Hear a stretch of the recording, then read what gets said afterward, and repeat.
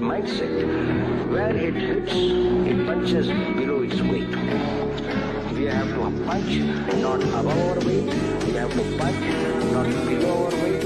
We have to increase our weight and punch the post. ये हमारा सिद्धांत है, हम घर में घुस के मारेंगे।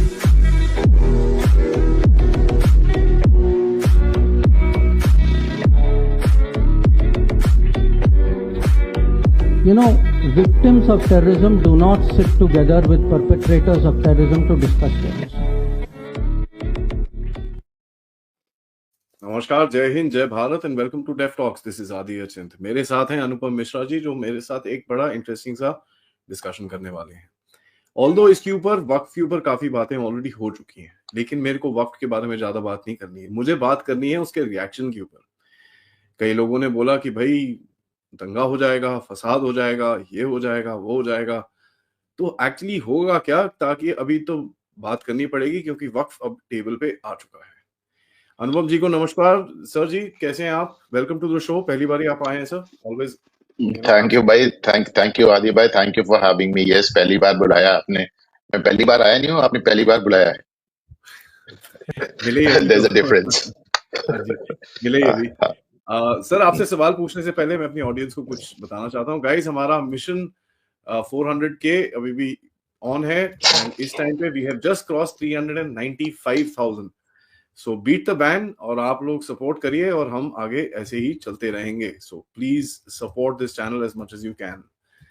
सर जी पहले ये बताइए कि ये जो वक्फ बिल अभी टेबल पे आया है, आई मीन इसके ऊपर तो जो जेपीसी में चक्कर चल रहा था, सब कुछ चल रहा था, ग्राउंड लेवल पे बड़ा एक कई लोगों ने धमकियां शमकियां दी हैं कि ये हो जाएगा, वो हो जाएगा। उसमें ओवैसी साहब सबसे आगे हैं और कुछ यूपी में, दिल्ली में बैठ के बड़े बड़े लोग जरा धमकियां शमकियां दे रहे हैं। आप क्या सोचते हैं सर, जब ये बिल आएगा टेबल पे, पहले तो पास तो हो ही जाएगा, बट क्या होने वाला है? अच्छा, तो क्या होने वाला है? तो क्या होने वाले में हम इसको दो तरह से जोड़ते हैं। पहले तो हम जोड़ लेते हैं कि साहब देश में क्या होने वाला है, और विशेष तौर से उत्तर प्रदेश में क्या होने वाला है, क्योंकि वक्फ की 75 से 80% प्रॉपर्टी उत्तर प्रदेश में, आधी से ज्यादा प्रॉपर्टी उत्तर प्रदेश में। तो जाहिर सी बात है कि अगर जहां सबसे ज्यादा प्रॉपर्टी है, तमाशा भी सबसे ज्यादा वही होना चाहिए ना। बाकी सारे स्टेट्स में तो एकदम गिनती की प्रॉपर्टीज है, सारी जो प्रॉपर्टीज हैं वो तो यूपी में ही। जी। तो अभी जब वक्फ को जेपीसी को दिया गया तो लोग डांस करने लगे, बल्ले बल्ले गया ठंडे बस्ते में। और उसके बाद जेपीसी ने जब रिकॉर्ड टाइम में इसकी मीटिंग्स की। अच्छा देखिए, ऐसा नहीं है, मुझे नहीं लगता किसी जेपीसी ने इतनी मीटिंग्स की या इतने लोगों से मुलाकात की जितनी वक्फ वाले। मतलब they went all over the country, सारे स्टेट्स में गए, सारे स्टेक होल्डर्स से बात की, मौलवियों से, मौलानाओं से, all India Muslim personal law board से लेके, देवबंद से लेके, कश्मीर के मौलानाओं से लेके, सबसे बात की। मतलब जितनी तरह के स्टेक होल्डर्स संभव थे, सबसे मुलाकात हुई, सबसे बात हुई। तो आप ये नहीं कह सकते कि साहब आपने अपना काम नहीं किया। अब बाकी रोने धोने का तो कोई कुछ नहीं हो सकता ना। लेकिन उसके बाद 100 से ज्यादा मीटिंगें भी की, और उसके बाद रिकॉर्ड टाइम में इन्होंने आपको इस सेशन में रिपोर्ट पेश कर दी। तो जिस समय ये मीटिंगें हो रही थी तब भी इस तरह की बात हो रही है, देखेंगे कैसे रिपोर्ट पेश हो जाएगी, ऐसे कैसे पेश हो जाएगी। और वो जो टीएमसी वाले दादा हैं, उन्होंने तो अपनी उंगली काट के शहीद हो गए। तो आपने देखा ही था, संजय सिंह जैसे लोग थे जो लगातार बोल रहे थे कि नहीं, अभी तो वक्त को कम ताकत दी गई, और ताकत दी जानी चाहिए। ओवैसी जैसे लोग थे कि ऐसे कैसे पेश हो जाएगा। अच्छा, दैट रिमाइंड्स मी आदि भाई, मुझे एक स्पीच याद आती है 2014 की, और मैं एक सीरीज बताता हूँ पूरी। वो एक छोटे ओवैसी हैं, अकबर ओवैसी। वो क्या, वो सुना है कि मोदी वजीर आजम बनने वाला है, कैसे बन जाएगा देख लेंगे। ऐसे कैसे बन जाएगा, हमारे रहते बन जाएगा। तो साहब ये जो छोटे ओवैसी हुए, बड़े ओवैसी हुए, आजम खान हुए, इमरान मसूद हुए, ये अंसारी बंधु हुए, ये सब धमकी देने का ही इनकी राजनीति है। तो बन गया ना मोदी वजीर आजम, क्या देख लिया तुमने। इमरान मसूद हमारे यहाँ है, जिनको प्रियंका गांधी सहारनपुर से जिताकर ले गई है, उन्हीं के लिए गई थी वो जिताने। उन्होंने कहा था मोदी उत्तर प्रदेश आएगा तो बोटी बोटी काट डालेंगे। अरे यार, वो तो उत्तर प्रदेश से तीसरी बार प्रधानमंत्री है, और तुम ये कहते घूम रहे हो मेरे से गलती होगी, मैं तो ऐसे ही बोल दिया, मेरा कोई मतलब नहीं था। वो अकबर ओवैसी जो कह रहे थे 15 मिनट में पुलिस हटा दो, तो साहब वो कोर्ट में जाके कहते नहीं नहीं मेरा ये मतलब नहीं था, मेरा उस समय वो मंदिर मंदिर घूम रहे हैं और भंडारे करा रहे हैं। तो देखिए, हुआ क्या कि 70 सालों तक इतनी पैम्परिंग की। आई स्टिल रिमेम्बर कि गांधी ने अपने अखबार में लिखा था, और वो हेडिंग थी, मुस्लिम इज अ बुली। हम्म, ठीक है। तो बुली बाय डेफिनेशन डरपोक होता है। बुली बाय डेफिनेशन डरपोक होता है। और जब तक सरकारी पैट्रनेज थी, जब तक सरकारी सरपरस्ती थी, जब तक सरकारी मदद थी, देवर बुली, दे स्टिल आर बुली। आप सरकारी मदद दे दीजिए तो उनसे बड़ा कोई बुली नहीं है, उसको हटा लीजिए तो फिर आप जान लीजिए कि ये वो लोग हैं जो डर से कन्वर्ट हो गए थे। तो आगे क्या करें। और आप लगातार देख लें, शुरुआत से देखेंगे कैसे राम मंदिर बन जाएगा। ऐसे बन जाएगा, बनने नहीं देंगे, सवाल ही नहीं। मंदिर वही बनाएंगे पर तारीख नहीं बताएंगे। तब तारीख भी बना दी, मंदिर बना दिया। ऐसे कैसे मुझे याद है वो वैसी के कहना कि 370 हटा तो देश में खून की नदियां बह जाएंगी। 370 ही नहीं हटा यार, वहां चुनाव भी हो गया, नई सरकार भी आ गई, और जो नदियां बह रही हैं वही अभी भी झेलम बह रही है, खून की नदियां नहीं बह रही। तो यहाँ से बह रही है, यहाँ से बह रही है, वो लगे। यहाँ से बह रही है, हाँ। तो ये सब दुनिया भर की, इसको जैसे हमारे यहाँ प्रयागराज में इसको बकैती कहते हैं। तो ये अब ये बकैती का तो कोई मतलब है नहीं ना। वो आजम खान कहते थे भारत माता डायन है, तो अब वो भी बंद है, उनका लड़का भी बंद है, उनकी बीवी को अभी जमानत मिल गई है, और पूरा खानदानी जेल में। और साहब जो जो आजम खान कहते थे मुझे छू लिया तो साहब बगावत हो जाएगी पूरी दुनिया में, पूरे दुनिया का मुसलमान उबल पड़ेगा। तो पता चला उनके 86 में से 84 मुकदमे मुसलमानों ने लिखाए, गरीब मुसलमानों ने लिखाए। अच्छा, ये नहीं पता था मेरे को। अरे देखिए, नहीं, आजम खान आपको अक्सर कहते नजर आते हैं ना कि सरकार ने मुझ पे बकरी चोरी का इल्जाम लगा दिया, मैं बकरी चुराऊंगा। नहीं, देखिए हुआ क्या, आपने जमीनों पर कब्जा किया, उस जमीन पे गरीब मुसलमान थे, तो आपने पहली बात बुलडोजर से उनका मकान गिराया, और फिर ट्रकों पर उनका सारा सामान लदवा के बाहर फेंकवा दिया। उसमें उनकी बकरियां भी थी, उनकी भैंसें भी थी। तो जब मुकदमे लिखाए गए तो उन लोगों ने लिखा है ना कि मेरी बकरी भी ले गए, मेरी भैंस भी ले गए, तो अब आप उसको बनाते हो कि बकरी चोरी का इल्जाम। देखिए ना, उनकी तो ऑडेसिटी, उनकी हिमाकत की हद हद देखें कि 2013 में महाकुंभ कराया आजम खान ने। अखिलेश यादव को पूरे कैबिनेट में आजम खान मिले कुंभ कराने के लिए, सोचिए। तो आजम खान ने कुंभ कराया, तो यहाँ पे एक सफाई मशीन आई थी, बड़ी साहब महंगी मशीन आई थी, वो कुंभ मेले में सफाई करती थी। तो आजम खान को लगा यार ये कुंभ कुंभ सफाई होगी तो फिर मेरा मंत्री बनना बेकार है, तो ये मशीन यहां से उठा ले गए। अब साहब वो मशीन बरामद हुई उनकी यूनिवर्सिटी के प्लेग्राउंड में खुदाई से। मतलब उनकी यूनिवर्सिटी का जो प्लेग्राउंड है जहां लड़के फुटबॉल खेलते हैं, उसको खोदा गया तो मशीन निकली जो प्रयागराज में खरीदी गई थी, और उसमें अभी सुप्रीम कोर्ट ने जमानत दे दी है। अभी उस मामले में सुप्रीम कोर्ट ने बाप बेटे दोनों को जमानत दे दी। मेरा तो मानना है कि यार, तुम्हारे घर के आंगन से इतनी ह्यूज मशीन, जिसको ले जाने के लिए एक ट्रक लगा होगा कम से कम, अगर उसको दो टुकड़े में करके 2 ट्रक में ना ले गए हो, उसको तुमने दफना दिया। तुमने अपनी दीवारें तोड़ी गई तो उसमें तुम्हारे मैन्युस्क्रिप्ट, तुमने किताबें ले जाके अपनी दीवारों में दफना दी। वीडियो पूरी मीडिया के सामने दीवारें तोड़ी जा रही, किताबें निकल रही हैं, पूरे मीडिया के सामने जमीन खोदी जा रही, मशीन निकल रही है, अनारकली की तरह तुमने कोने कोने में लोगों को दफना रखा है।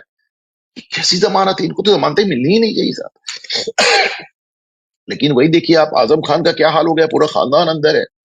मुझे याद है कि साहब जब ये अतीक अहमद की हत्या हुई, तो हम थे, वो न्यूज नेशन वाले धीरेन्द्र पुडी साहब, तो वो आए हुए थे, तो हम लोग खड़े होकर वहां रिपोर्टिंग कर रहे थे, देख रहे थे, तो वो रिपोर्टिंग वो कर रहे थे, तो मैं तो उनके साथ खड़ा हुआ था। तो मैंने कहा साहब आप जहाँ खड़े हैं अतीक का बेडरूम हुआ करता था, अब वो पूरा बंगले को एकदम फुटबॉल ग्राउंड बना दिया है। तो हम लोग ने बेडरूम में खड़े होकर रिपोर्टिंग कर रहे थे। तो उस दिन अतीक अहमद को दफनाया जाना था और अशरफ को दफनाया जाना था, और माना जा रहा था कि साहब पूरे शहर का उनका पूरा सपोर्टर जो है उबल पड़ेगा और ऐसी पत्थरबाजी होने वाली है कि कश्मीर आप भूल जाएंगे। तो साहब बाबा ने ऐसा इंतजाम किया है। बाबा से मेरा मतलब बड़ा सम्मान पूर्वक मैं उनको बाबा कहता हूँ, हमारे माननीय मुख्यमंत्री योगी आदित्यनाथ जी। उन्होंने ऐसा इंतजाम किया आदि भाई कि अतीक अहमद को दफनाने में उनके खानदान वाले नहीं आए। 4 लोग नहीं थे। एक 4 लोग नहीं थे, मतलब पुलिस को दफनाना पड़ा। आप सोचिए। तो इसी तरह आप देखें मुख्तार अंसारी बड़ी बड़ी मूछों पे ताव देते हुए घूमते रहते थे, देख लीजिए उनका क्या हाल हुआ। आज फ्रस्ट्रेशन में उनके जो भाई हैं अफजाल अंसारी कुंभ को उटपटांग कह रहे हैं, कुंभ को गालियां दे रहे हैं। तो साहब हमारे सब जितने जितने बादशाह थे सब, जो मैं कहते हैं ना कि इकलक पूत सवा लखनाती ते रावण कर दिया ना बाती, वो हाल हो गया। तो आप उसके बाद आप कहते थे, उसके बाद आप कहते थे कि साहब ऐसे कैसे बुलडोजर चल जाएगा। चल रहा है, चल रहा है। आपके सुप्रीम कोर्ट ने रोक दिया, बुलडोजर नहीं चलेगा। तो मैं जो अपना एक चैनल चलाता हूँ छोटा मोटा, वो घूमता आईना नाम से, तो उसमें मैंने सबसे पहले जो किया था कि बुलडोजर रुकने वाला नहीं है। लोग मुझसे कहते बुलडोजर बुलडोजर रुकने वाला नहीं है, बिल्कुल बुलडोजर नहीं। और तेजी से चल रहा है। और संभल में तो ऐसा चल रहा है कि मेरा कहना है कि 2027 के चुनाव संभल पे होने वाला है। अभी ये कुंभ वाला मामला खत्म हो जाए, आप देखेंगे संभल पे 2027 के चुनाव होगा। आपने देखा कि कहा कि साहब नेम प्लेट नहीं लगाएंगे, ये वो जो दुकानों पे दुकानदार अपना नाम नहीं लिखेगा, वही कागज नहीं दिखाएंगे। तो साहब देखिए सारे दुकानदारों ने नाम लिख रखे हैं, सारे दुकानदारों ने नाम लिख रखे हैं। आपने कहा कि अच्छा देखिए, वक्फ बोर्ड ने पूरे देश में दावा कर रखा है, पार्लियामेंट से लेके इंदिरा गांधी एयरपोर्ट तक अपना बता रखा है, ममता बनर्जी घर तक अपना बता रखा है, लेकिन आज तक उन्होंने अपना कोई दावा वापस नहीं लिया। आदि भाई सिर्फ 2 बार दावा वापस लिया। बनारस में एक कॉलेज को उन्होंने कहा हमारा है। अब योगी इतना नाराज हुए कि उन्होंने अपना दावा वापस ले लिया। फिर दूसरी बार उन्होंने प्रयागराज में कहा कि कुंभ जहां हो रहा है वो जमीन हमारी है। फिर योगी 56 ऐसा भड़के कि उन्होंने अपना दावा वापस ले लिया। तीसरा आपने देखा कि उन्होंने संभल में कह दिया पूरा संभल शहर और इससे ज्यादा हमारा है। वहां भी जो जिन लोगों के नाम से दावा किया था वो आके कहे मालिक हमारा नहीं है, ये सब बकवास है, मेरे नाम से अखिलेश यादव ने पता नहीं किसको भेज दिया, हम लोगों ने ऐसा कोई दावा ही नहीं किया। 3 बार वक्फ के नाम पे दावे करके वापस लिए गए और तीनों बार योगी के प्रशासन में। तो टू आंसर योर क्वेश्चन आदि भाई, मोस्ट ऑफ द प्रॉपर्टी, वक्फ की ज्यादातर प्रॉपर्टी उत्तर प्रदेश में है। जी। तो अगर कहीं सबसे ज्यादा बवाल होना है तो उत्तर प्रदेश में होना है। और उत्तर प्रदेश में वक्फ इस कदर बैकफुट पे है कि आधे मौलाना और आधे मौलवी तो इस कानून का स्वागत कर रहे हैं। वो अच्छा, वो स्वागत क्यों कर रहे हैं? उनका कहना है कि साहब कोई ना कोई पॉलिटिशियन वक्फ का मंत्री बनता है और जो वक्फ का मंत्री बनता है वो वक्फ की जमीन हड़प लेता है। आजम खान से लेके अमानतुल्लाह खान तक जो भी वक्फ का मंत्री रहा उसने वक्फ की जमीन हड़प ली। तो वक्फ पूरे हिंदुस्तान की जमीन हड़प रहा है, ये मुस्लिम लीडर्स वक्फ की जमीन हड़प रहे हैं। इसमें एक ही मर्द निकला, नौ गैर मुस्लिम, सिर्फ एक मर्द जो कि मुसलमान नहीं था और उसने उसके बाद भी वक्फ की जमीन हड़प ली, वो हमारे खड़गे साहब। तो उनको मैं मर्द मानता हूं, उन्होंने वक्फ की ही जमीन हड़प ली साहब, कमाल है। तो मेरा मानना है कि उत्तर प्रदेश में कम से कम योगी आदित्यनाथ के प्रशासन, देखिए आप राकेश टिकैत हमेशा कहते हैं लखनऊ जाएंगे और जितनी बार कहते हैं बाबा कहते हैं वेलकम, और फिर वो एकदम सब भूल जाते हैं वापस हो आगे, जाते बल्कि हैं। कुंभ की तारीफ करने लगते हैं। तो मेरा अपना मानना है कि देखिए साहब, कोई भी प्रोटेस्ट उतना ही चलता है जितना प्रोटेस्ट बर्दाश्त करने वाला हो। और हमारे यहाँ तो पहले से बताया है ना कि साहब बोले राम सकोप तब भय बिन होए न प्रीत। सर एक ये जो डेमोन्स्ट्रेशन चल रहा है आप देखें, जो उस दिन दिल्ली मेट्रो में हुआ, ठीक है, एंड जिस तरह की बातें, अब उसके बारे में कोई कंफर्मेशन तो है नहीं, लेकिन कल जो हादसा हुआ रेलवे स्टेशन के ऊपर उसके बारे में भी कुछ चीजें बोली जाती हैं, ट्रेनों पे हमले हो रहे हैं, ये जो चीजें हो रही हैं सर, ये किस पर्पस के लिए हो रही हैं? इसके पीछे क्या है? क्या ये सिर्फ ऐसी है कि भैया अच्छा चलो कुछ ना कुछ चलता रहना चाहिए? ये वो है कि ये कुछ बढ़ने की, एक घटना कराने की कोशिश है? देखिए दोनों चीजें हैं। एक तो ये है कि कुछ लोगों का मानना है कि ये स्पॉन्टेनियस है, कुछ लोगों का मानना है कि संयोग नहीं प्रयोग है। ये आपका टॉलरेंस लेवल जांचा जा रहा है, कितना आप बर्दाश्त करेंगे, कहाँ तक आप बर्दाश्त करेंगे। तो करेक्ट। वो, हाँ, तो वो एक लगातार आपके टॉलरेंस लेवल की जांचने की एक कवायद हो रही है, एक एक्सरसाइज हो रही है। और मेरा अपना मानना है कि सरकार के लिए बेहतर यही होगा कि to nip it in the bud, अभी ही आप उसको शुरुआत को ही दबाएं तो ही बेहतर होगा। और इसीलिए मैं कहता हूं आदि भाई कि मैं मोदी के विकास का और योगी के हिंदुत्व का कायल हूं।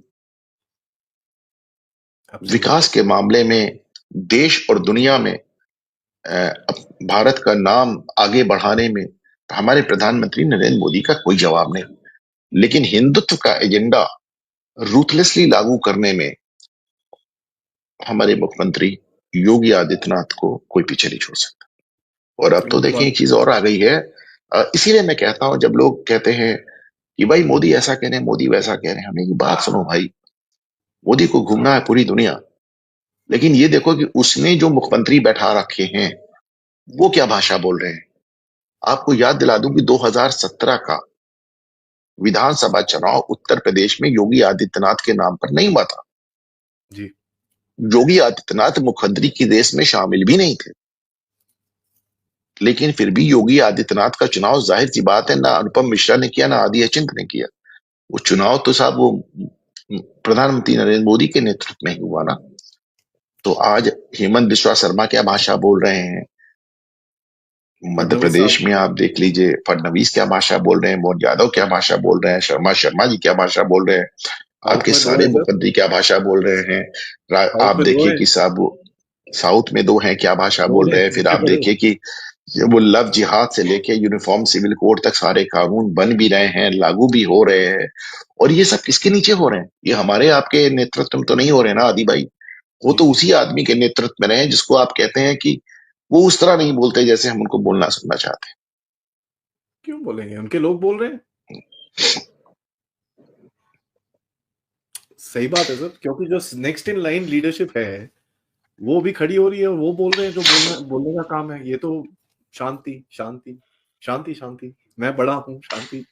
ये वो एक वैसा, आपकी बात एकदम सही है। ऐसा मैं हमेशा यही बोलता हूँ कि भाई कोई भी इस देश के अंदर ये जितना भी गुट है लोगों का जो काम कर रहा है वो अकेले काम नहीं कर सकता। This has to be a team effort और ये बहुत प्लान चीज है। बट मैं आपसे एक चीज पूछूंगा सर,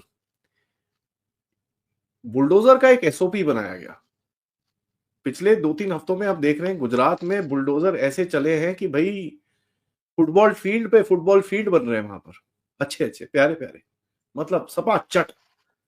तो ये हमने देखा कि भी कट कॉपी पेस्ट करके दूसरे स्टेट की यूज करते हैं। संबल का जो एसओपी है सर, आपको लगता है वो ट्रांसपोर्ट होगा इधर उधर? जहां खुदा हैं। वहीं देखिए भगवान। संभल, आदि भाई संभल का ही एसओपी ट्रांसफर हो रहा है, वरना मैं एक सवाल पूछ लूं तो अभी दिक्कत आ जाएगी लोगों को। 10 साल से मोदी सरकार केंद्र में है और गुजरात में तो आप 3 दशक से है। जी। तो आज जहां ये बुलडोजर चला रहे हैं वहां बुलडोजर चलने की नौबत क्यों आई? सही बात है। जब ये सब बन रहा था तो गुजरात सरकार कहां थी? और इनको बुलडोजर चलाने के लिए 10 साल बाद इनकी आंख खुली है। तो जो संभल मॉडल है वही वही एक्स्ट्रापोलेट हो रहा है। जो संभल मॉडल है वही इन जगह योगी है शोन द वे, योगी ने रास्ता दिखाया है।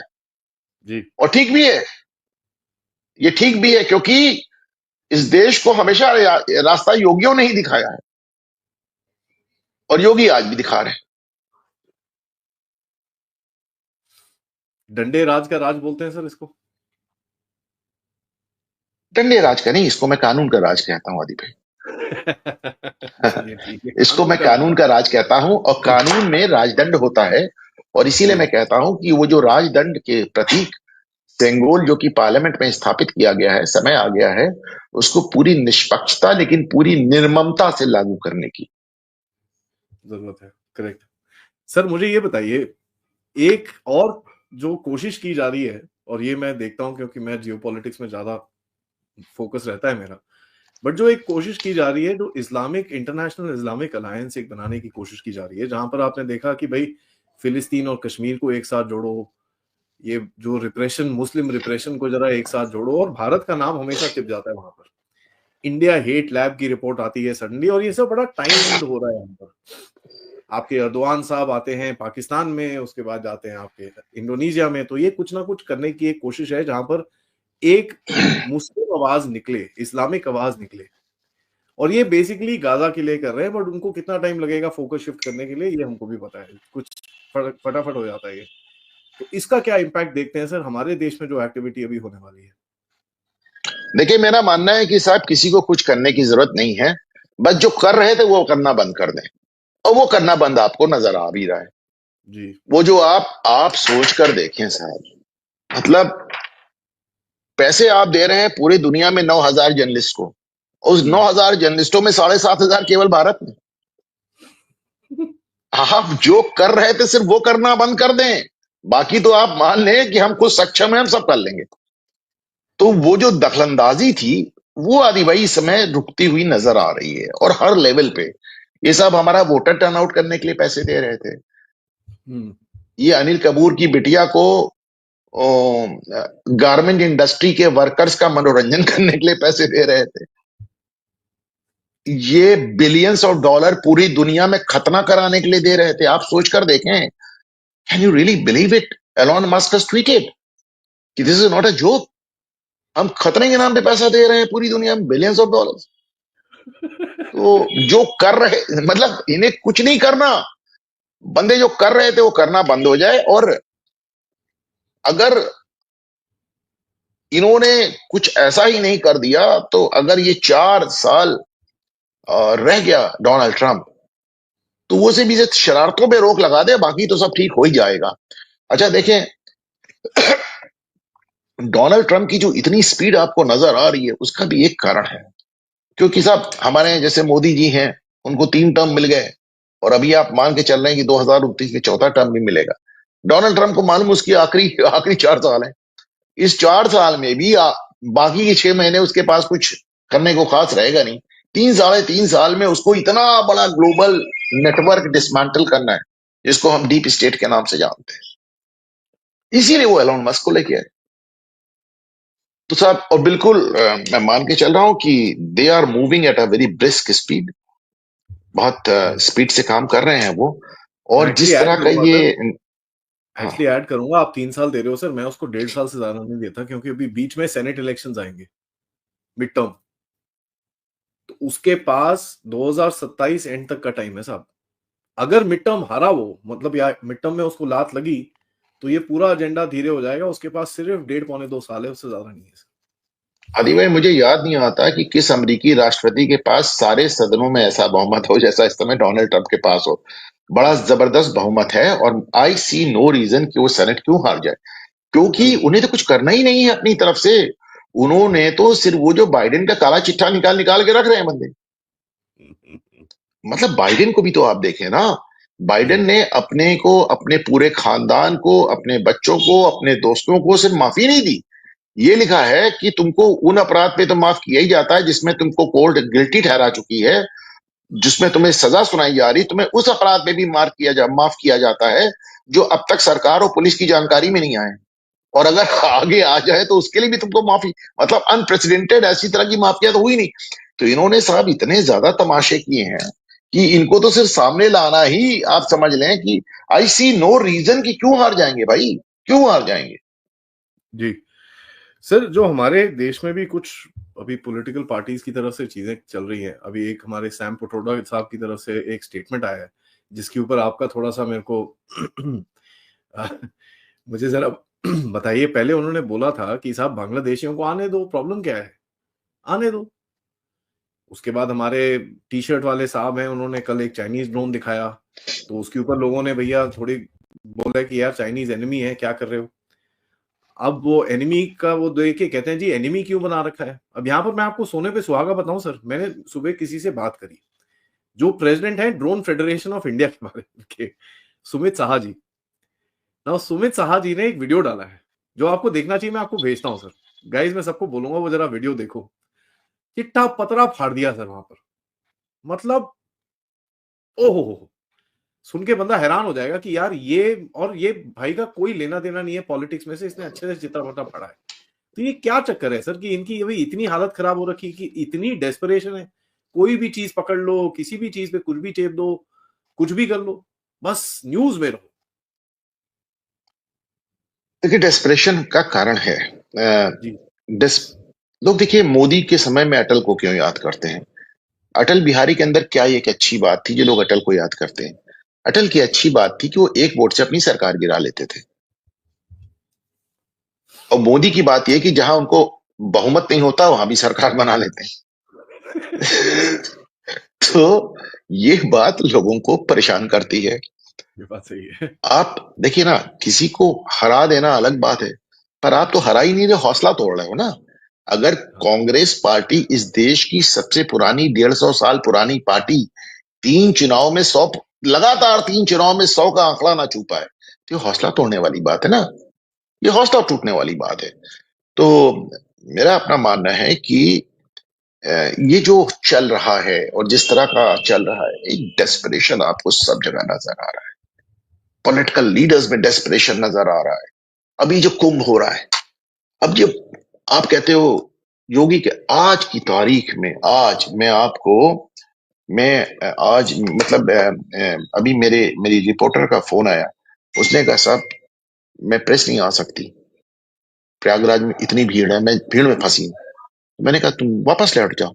उसने कहा मैं वापस भी नहीं जा सकती। तो मुझे समझ नहीं यार, हाँ मैं बीच में फंसी। तो माय पॉइंट इज कि ये जो रेला पे रेला चलता चला आ रहा है लगातार, ये लोगों को डरा रहा है ना। आइए इसकी जातिगत जनगणना कर लीजिए, इसमें आप अगला पिछड़ा दलित ढूंढ लीजिए, सब साथ आ रहे हैं, साथ रह रहे हैं, साथ खा रहे हैं, साथ नहा रहे हैं। परेशान कर रहा है लोगों को बहुत ज्यादा। ये जो रेला निकला हुआ है लोगों को डरा रहा है, परेशान कर रहा है। और फिर ये रेला यहां से काशी जा रहा है, काशी से अयोध्या जा रहा है। तो ये जो भगवा में, जो सनातन में, आपको ठीक है इसमें एक्सीडेंट्स भी हुए। मौनी अमावस्या के दिन यहाँ पे भगदड़ हुई, परसों दिल्ली रेलवे स्टेशन पे भगदड़ हुई, और कुछ बहुत ही दुखद loss of lives. And yet अभी भी उसके बाद भी लोग हैं कि साहब सुनने को तैयार नहीं। उनको क्या नहीं, ठीक है जो है सो है, वो पहुंच रहे हैं। तो ये जो एक बदला हुआ माहौल है, ये लोगों को इस कदर डरा रहा है कि लोग डेस्परेट होते जा रहे हैं। और वो डेस्परेशन समझ में आता है साहब, वो डेस्परेशन समझ में आता है क्योंकि देखिए मैं आपको दिखा रहा हूं, ये हमारी कल रात का हमारा अपना वीडियो है, देखिए आप, ये कल रात में प्रयागराज में लोग आ रहे हैं, ये शहर के अंदर है। उफ, बाप रे बाप। ये शहर के अंदर है, मैंने ट्वीट किया कल इसको आदि भाई। ये सिचुएशन शहर के अंदर है। तो आप समझिए ये बात। अच्छा, लोगों को कई बातें परेशान कर रही हैं। एक, हिंदुओं का इतनी बड़ी मात्रा में एक जगह इकट्ठा होना। दो, एक साथ रहना, एक साथ खाना, एक साथ सोना और एक साथ नहाना। जो आप फॉल्ट लाइंस ढूंढ रहे थे वो आपको मिलने नहीं। और right when you were talking about those fault lines, जातिगत जनगणना वगैरह वगैरह, उस समय आपने ये देख लिया। तीसरे, आपने बल्ले बल्ले करने लगे कि साहब एक्सीडेंट हो गया, भगदड़ हो गया, कोई नहीं जाएगा। अखिलेश यादव ने तो बीच में इस तरह की बातें की थी, ट्रेनें खाली चल रही हैं, मेला फ्लॉप हो गया। आप देखिए, तो लोगों को समझ में नहीं आ रहा है कि साहब एक्सीडेंट के बाद भी ये कौन सी श्रद्धा है। कुछ लोग इसको अंधभक्त कह रहे हैं, कुछ लोग अंधश्रद्धा कह रहे हैं, कुछ लोग अप्रिशिएट कर रहे हैं, कुछ लोग तारीफ कर रहे हैं, कुछ लोग आलोचना कर रहे हैं, लेकिन डर भी रहे। उनको डर लग रहा है साहब, उनको लग रहा है कि ये जो भीड़ नजर आ रही है, इसकी आधी भी अगर एक साथ होके वोट डालेगी तो हम कहां जाएंगे।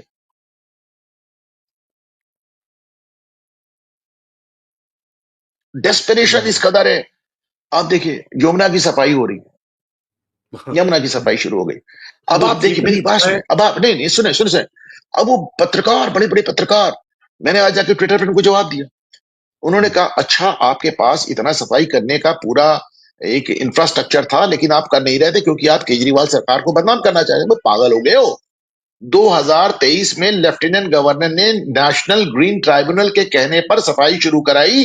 केजरीवाल सरकार सुप्रीम कोर्ट चली गई कि काम नहीं करने देंगे, और सुप्रीम कोर्ट ने लेफ्टिनेंट गवर्नर को सफाई करने से वाली कमेटी से हटा दिया, उसमें स्टे लगा दिया। तो यार आपने सुप्रीम कोर्ट जाके सफाई रुकवाई, अब तुम रास्ते से हट गए हो तो सफाई हो रही है। लेकिन हमारे पत्रकार कह रहे हैं अब बताइए अब क्यों कर रहे हैं आप, पहले क्यों नहीं? अरे भाई पहले इसलिए नहीं कर रहे थे, कोशिश की थी, तुम्हारा बंदा जाके सुप्रीम कोर्ट में रुकवाया आया था। तो डिस्परेशन तो हर जगह।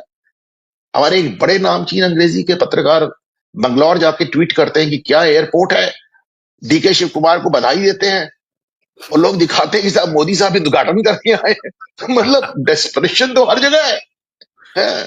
और जो मतलब, और एक तो अब देखिए, तो कहते हैं ना कि ये तो दोहरी मार कहते हैं ना, जब डबल इंजन की बात कहते हैं तो डबल मार भी देखे ना।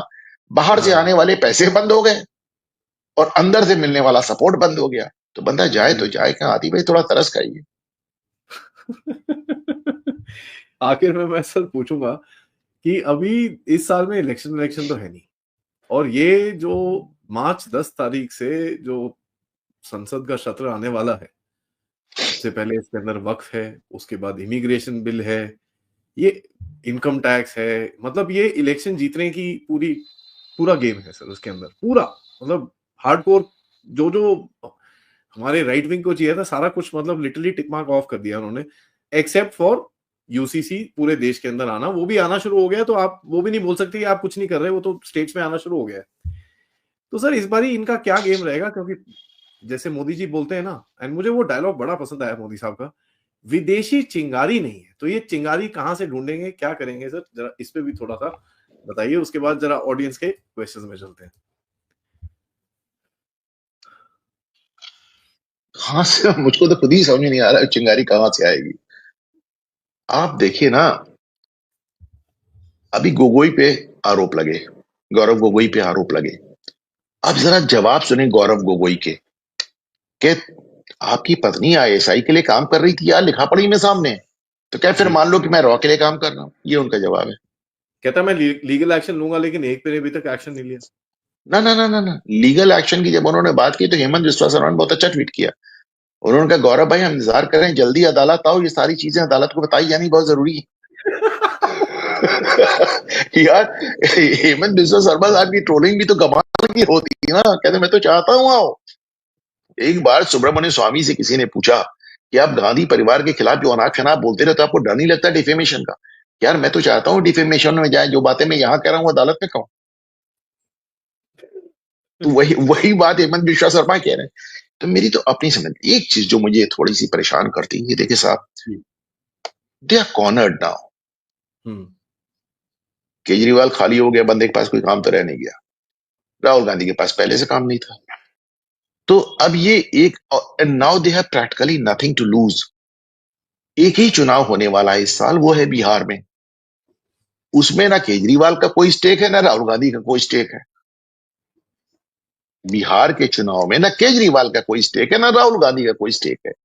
वहां लड़ाई होगी बेसिकली भाजपा और तेजस्वी यादव, लालू यादव में, वो जिसमें कि नीतीश कुमार कैटलिस्ट का काम करेंगे। कैटलिस्ट वो होता है जो रेट ऑफ रिएक्शन को तेज या धीमा करता है बिना उसमें हिस्सा लिए। तो राहुल, नीतीश कुमार बिना चुनाव में हिस्सा लिए चुनाव को तय कर देते हैं साहब। मैं अक्सर कहता हूं कि जितना परसेंट वोट पाके, 14-15% वोट पाके नीतीश कुमार 20 साल से बिहार के मुख्यमंत्री हैं, उतना वोट पाके केरला में भाजपा 0 है। तो आप सोचिए, ये तो उनका खेल। तो माय पॉइंट इज कि now they have nothing to lose. थोड़ा सा सरकार को इस पे ध्यान देना चाहिए कि ऐसे लोग बहुत, जो पहले से पूरे देश में, जैसे राहुल गांधी कहते थे पूरे देश से पेट्रोल छिड़क दिया है, अब बस कहीं चिंगारी दिखाने की जरूरत है। तो साहब मैं मान के चलता हूं कि ऐसे लोग बहुत डेस्परेट भी हो जाते हैं। One can never be cautious enough, क्योंकि बाहर से भी पूरा पत्ता कटा हुआ है सर, पूरी तरह से। आराम से। Thank you. एक दो सोर्सेज हैं जहां से मेरे को पता है अभी भी चीजें आ रही हैं, क्योंकि मैं इन चीजों को काफी ट्रैक करता हूं सर। अभी 2 इंस्टीट्यूट्स हैं जहां से अभी भी काफी कुछ आ रहा है। एक है चैटम हाउस। हमारे सॉलिसिटर जनरल थे हरीश साल्वे आदि भाई, अभी मैं उनका बयान देख रहा था, उन्होंने बहुत अच्छी बात कही। उन्होंने कहा ये सब बातें छोड़िए, the government of India, Bharat सरकार को अमरीकी सरकार से ये जितनी बातें एलॉन मस्क सामने ला रहे हैं, हालांकि एलॉन मस्क खुद ही समय एक संवैधानिक पद पे हैं, एलॉन मस्क जो बात कह रहे हैं आप उसे हल्के में नहीं ले सकते उनका, लेकिन भारत सरकार को ये सारी बातें अमेरिका से लिखा पढ़ी में कानूनी तरीके से सारी जानकारी हासिल की जानी चाहिए। और उसके बाद गवर्नमेंट ऑफ इंडिया को उस पर एक व्हाइट पेपर यानी श्वेत पत्र जारी करना चाहिए। अग्रीड। जानकारी मैं के लिए हरीश साल्वे साहब की बात से एकदम अग्री। जानकारी के लिए रिक्वेस्ट ऑलरेडी चली गई है सर। व्हाइट पेपर पे आई थिंक मेरे दिमाग में नहीं था ये। आई थिंक आपका बहुत सही चीज बोली एंड मैं भी इसके बारे में जरा आवाज उठाऊंगा। आई थिंक जानकारी के लिए तो आपने ऑलरेडी बात कर ली है कि व्हाइट पेपर जरा लिखिए ताकि एक पूरा चिट्ठा पत्रा गवर्नमेंट की तरफ से आना चाहिए। व्हाइट पेपर निकलता ही ऐसे मुद्दों पे है भाई, निकलता ही है, आपको निकालना चाहिए।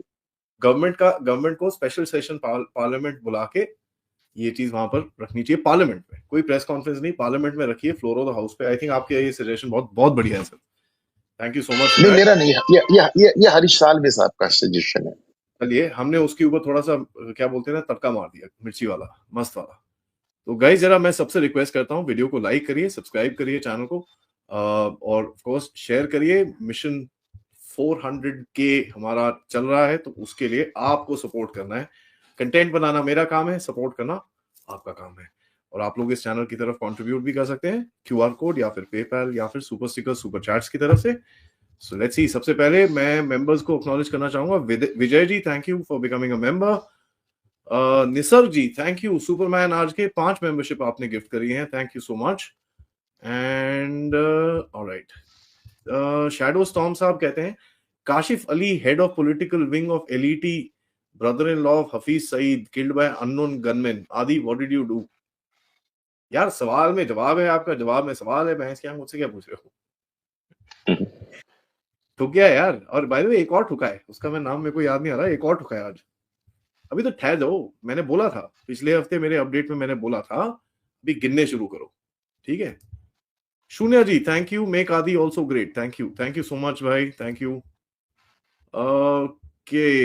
नवीन साहब कहते हैं Mishra ji Jai Shri Ram, great to see you on Dave talks, been looking forward to seeing you and Adi together, also loved your panels in the recent TJD Deccan summit. But sir इनका एक थोड़ा सा लंबा सा सवाल है तो मुझे पढ़ने दीजिएगा। कहते हैं कि does India need stability to get to a 10 trillion ASAP in a turbulent global environment and external interference? You advocate talking on domestic miscreants. उसके बाद ये कहते हैं कि sorry, head on and nip it in the bud. This is likely to cause volatility. How should India balance your prescription with need of stability? Or this description is necessary for the long term progress? क्या कहते हैं sir आप? मैं दोनों सवालों का जवाब एक एक लाइन में बता देता हूँ आदि भाई। नंबर 1, अभी मैं देख रहा था DY चंद्रचूड़ साहब चीफ जस्टिस का इंटरव्यू BBC को, जो मुझे लगता है उनको नहीं देना चाहिए था। और लेकिन उस पे तो मैं एक अलग वीडियो कर रहा हूँ अपने चैनल पे। लेकिन DYC साहब ने एक बात बढ़िया कही। उन्होंने कहा कि सुप्रीम कोर्ट का काम ये नहीं है कि वो कोर्ट में खड़े होकर सरकार के खिलाफ विपक्ष की भूमिका निभाए। उन्होंने ये भी कहा कि किसी भी देश की जो आर्थिक प्रगति है वो राजनीतिक स्थिरता पे डिपेंड करती है। तो अगर पॉलिटिकल स्टेबिलिटी रहेगी तभी जो ये 10 ट्रिलियन इकोनॉमी की बात कर रहे हैं, तो साहब you need political stability for that. और हम इस मामले में खुशकिस्मत हैं कि 10 साल से पॉलिटिकल स्टेबिलिटी चल रही है, आने वाले 5 साल तक भी चलने की नौबत नजर आ रही है। जमाने बाद टूटी फूटी सरकारों का 1984 के बाद 2014 में पहली बार बहुमत की सरकार बनी, तो पॉलिटिकल स्टेबिलिटी जरूरी है। और दूसरी बात, निप इट इन द बट के जो इन्होंने कहा कि उससे एक बैकलैश आ सकता है, तो मेरा मानना है कि आज की तारीख में जो लोग डबल इंजन कहते हैं, तो मैं डबल इंजन को कुछ इस तरह भी देखता हूं कि प्रधानमंत्री नरेंद्र मोदी युद्ध का नहीं बुद्ध का समय कहते हुए एक एंकरेज प्रदान करते हैं और योगी जी बुलडोजर चलाते हैं। That is how the double engine should run. Sir मैं हमेशा से ये बोलता हूँ, देखो भाई ऐसा है, हाथी के दांत ना दिखावे के और खाने के अलग होते हैं। तो दिखावा करने के लिए आपको नहीं शांति शांति शांति शांति ऐसे लड़ाई नहीं करनी। अपने टाइम पे आता है तो जो करना होता है। यार कौन सी जो वर्ल्ड पावर होती है, जैसे आपने बड़ा क्लियरली बोला, जो सच्चाई के उस पे चलती, घंटा कोई नहीं चलता। जो एक चीज बोलते हैं दूसरी चीज करते हैं। मैं तो मोदी साहब को सिर्फ इस बात के लिए अप्रिशिएट करता हूँ कि आज जब पूरी दुनिया के हर कोने में युद्ध हो रहा है, जब वो कहते हैं ये युद्ध का नहीं बुद्ध का देश है, तो अपनी हंसी कैसे कंट्रोल करते हैं। बट सर देखो, अब यही तो लॉन्ग विजन है उनकी। उन्होंने ये चीज बोली जब ट्रंप नहीं आ रहा था, अब ट्रंप आके वही चीज बोल रहा है कि साहब ऐसा है, नहीं नहीं शांति करो। तो मोदी जी का चमत्कार, आई मीन मोदी जी ने जो डायलॉग मारा वो तो फिट बैठ गया वहां पर। He is very friendly right now. तो ये I mean long term game खेलते हैं साहब। I mean I must say some people don't like it, even I don't sometimes, but शीतल जी कहती हैं why not this Waqf should be banned directly। Sir ये बताइए आप। मेरे हिसाब से तो नहीं नहीं, बैन नहीं हो सकती। एक मिनट, बैन नहीं हो सकता। बहुत लोग जो कह रहे हैं वक्फ लॉ को खत्म कर दें, वो भी नहीं हो सकता। आप बात को समझने की कोशिश करें। इतनी ढेर सारी जो प्रॉपर्टी है उसको कंट्रोल करने के लिए कोई नियम कानून चाहिए कि नहीं चाहिए? तो आपको वक्फ एक्ट तो चाहिए ही चाहिए ना। इतनी सोचिए, 50,000 प्रॉपर्टी 10 लाख हो गई, तो इसको कंट्रोल करने के लिए कुछ चाहिए कि नहीं चाहिए कि फ्री फॉर ऑल कर दिया जाए? You need a controlling mechanism in place. एक इनको नियंत्रण करने के लिए एक प्रक्रिया का होना का आवश्यक है। अलबत्ता उसमें जो चेंजेस आ रहे हैं वो उसको नियंत्रित ही नहीं करेंगे, उसको एकदम जिसे कहना चाहिए ट्रांसपेरेंट ही नहीं करेंगे। वो आपको मतलब उस वक्फ के नाम पे जो लूट बची थी वो भी खत्म करेगा। और केंद्र में तो जब आएगा तब आएगा। योगी आदित्यनाथ ने ऑलरेडी यहाँ पे नियम चेंज करके, आपने देखा नहीं, उन्होंने पुराने पुराने मामले खोजने शुरू कर दिए। तो केंद्र का कानून तो जब बनेगा। योगी ने तो पहले ही इसको कर डाला। आज ऑलरेडी अनाउंसमेंट्स आने शुरू हो गए हैं। 11,000 कुछ 588 प्रॉपर्टीज के ऊपर चीजें ऑलरेडी चल रही है। Harini ji thank you so much आपके कंट्रीब्यूशन के लिए। Shunya ji thank you. कहते हैं desperate times desperate measures, let's not be too quick to write off the asuras, Raktabeej ant a myth.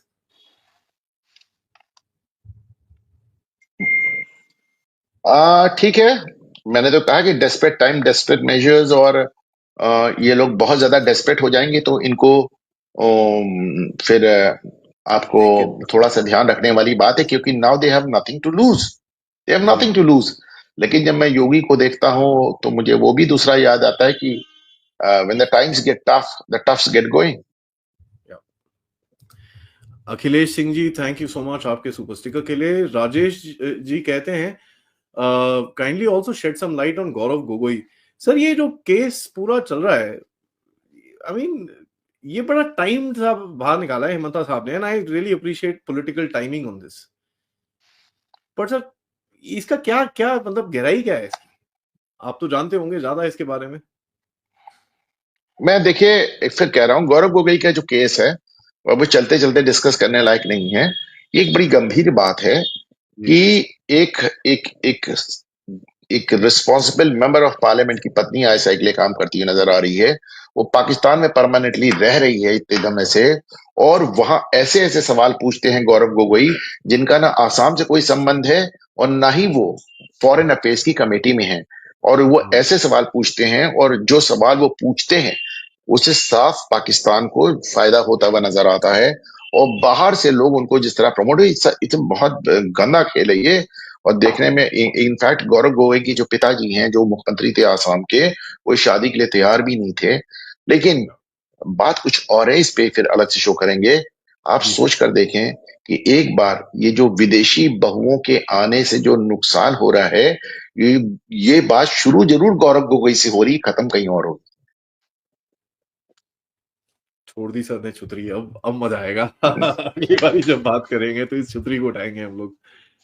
सरवानी कहती है Mishra ji now BJP focus on south specially Tamil Nadu, the democracy is changing rapidly. कुछ होता हुआ दिखता है सर आपको? 4 स्टेट्स में मेरे को तो सबसे ज्यादा प्रॉब्लम दिखती है, बंगाल, केरला, पंजाब। अब चौथा कई लोग तमिलनाडु बोलते हैं, कई लोग तेलंगाना बोलते हैं, कई लोग मणिपुर बोलते हैं, तो चौथा ओपन है। बट ये 3 तो काफी बुरे हाल है, जिसमें से 2 साउथ में है। तो क्या बोलेंगे सर आप? आपके ज्यादातर बॉर्डर स्टेट्स दिक्कत में हैं। लेकिन बड़ी बात यह कि ये सब पिछले 10 साल में ही नजर आया, उसके पहले तो इसके बारे में चर्चा भी नहीं होती थी। और तमिलनाडु में ठीक है, बीजेपी का वोट बैंक भी बढ़ा हुआ है।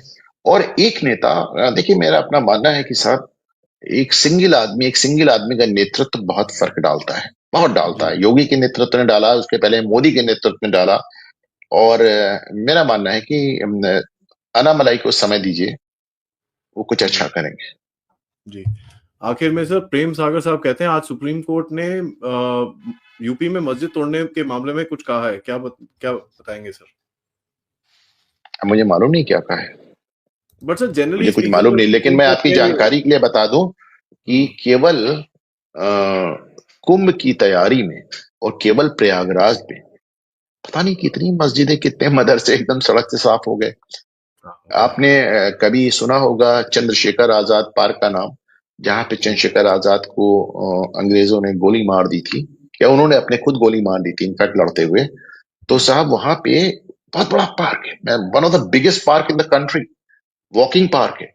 तो वहां पे साहब 32 मज़ारें और एक बहुत बड़ी मस्जिद बन गई सपाराज में। और वहां पे रमजान की नमाजें होने लगी, लोग जा नहीं पाते थे पार्क में। तो मैंने हरिशंकर जैन साहब आए थे हमारे ऑफिस में, तो मैंने उनको बताया, तो बोले चलो मुझे ले चलो, मैं उनको लेके गया। फिर हम लोगों ने यहाँ पे मुकदमा किया, चीफ जस्टिस के कोर्ट से ऑर्डर किया, और एक दिन में दोपहर में आदेश हुआ। कोविड चल रहा था, ऑनलाइन बहस से आदेश हुआ, और दोपहर में 3 बजे आदेश हुआ, और योगी सरकार ने पूरी रात बुलडोजर चला के पूरी पूरी 30-32 मज़ारें गिरा दी, मस्जिद गिरा दी, और इस समय वहां पे एक गुलाबवाड़ी। फैंटास्टिक। रंजीत नायर जी, सर का हैंडल अनुपम मिश्रा जी आप सर्च करेंगे ट्विटर पे आपको मिल जाएगा। प्लीज सर को फॉलो करिए, सर के चैनल को फॉलो भी करिए, एंड हमको भी जरा सपोर्ट करते रहिएगा। नेशनलिस्ट और जो सीधी सीधी बातें करते हैं उनको फिर दबाया जाता है, तो आपका सपोर्ट चाहिए होगा। सर जी बहुत मजा आया, बड़ा सीखने को मिला आपसे बात करके, एंड आई होप हम इसी तरह बात करते रहें। बट तब तक thank you so much sir, नमस्कार, जय हिंद, जय भारत। थैंक यू आदि भाई, thank you for inviting me.